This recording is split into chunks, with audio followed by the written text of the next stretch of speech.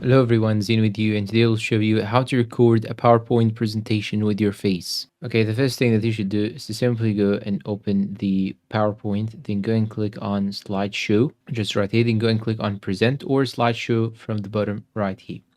After that, here on the bottom left side or on the bottom right side or on the top, according to which version you use, you will see here these options. So click on the camera option, then make sure that you have it turned on, not turned off. You can also click on these three horizontal dots. When you click on them, here you have the camera option. Click on it. Then you'll have to choose between which one or which camera do you want to use. Now, the second method is to go through the URL that you are actually on your browser.